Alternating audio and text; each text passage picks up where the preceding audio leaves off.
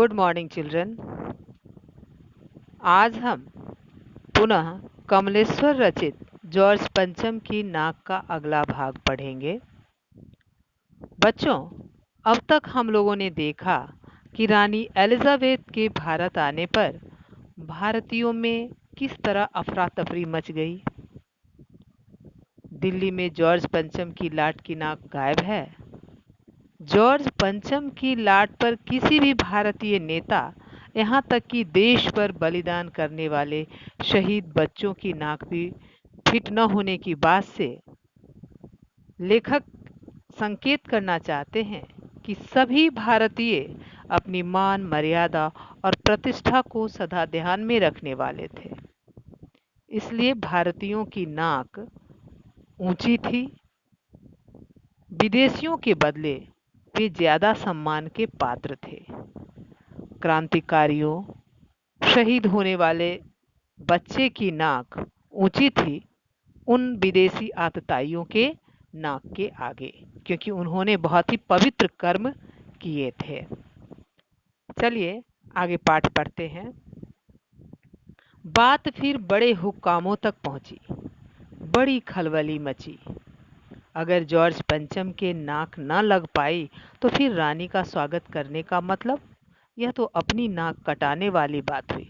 मैंने बात फिर अधिकारियों तक पहुंची। बड़े बड़े जो सत्ताधारी अधिकारी थे उन तक पहुंच रही है कि रानी एलिजाबेथ भारत आ रही हैं, लेकिन वहां पर जो ये उनकी जो जॉर्ज पंचम की जो लाट की नाक गायब है, तो रानी इससे अपना अपमान समझेंगी। तो ये लोग समझ रहे हैं कि अपनी नाक कटाने वाली बात हुई। लेकिन मूर्तिकार पैसे से लाचार था, यानी हार मानने वाला कलाकार नहीं था। मूर्तिकार पैसे से लाचार था। यहाँ पर दो व्यंग छिपा है।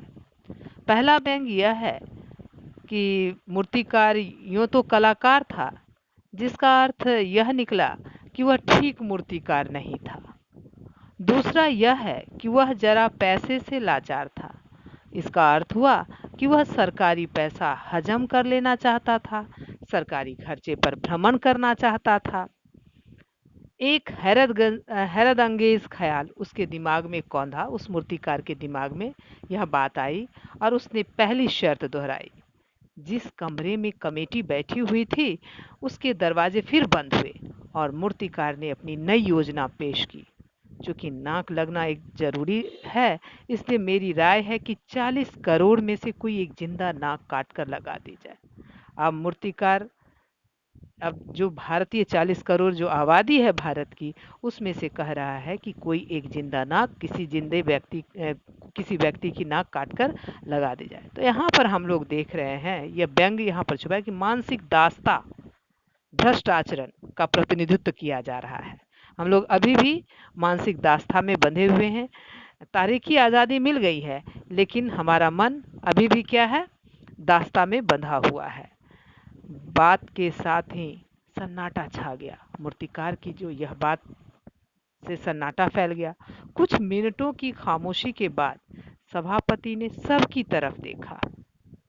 सबको परेशान देखकर मूर्तिकार कुछ अचकचाया, मतलब मूर्तिकार अचकचाया मतलब भौचक्का रह गया, चौंक उठा और धीरे से बोला, आप लोग क्यों घबराते हैं?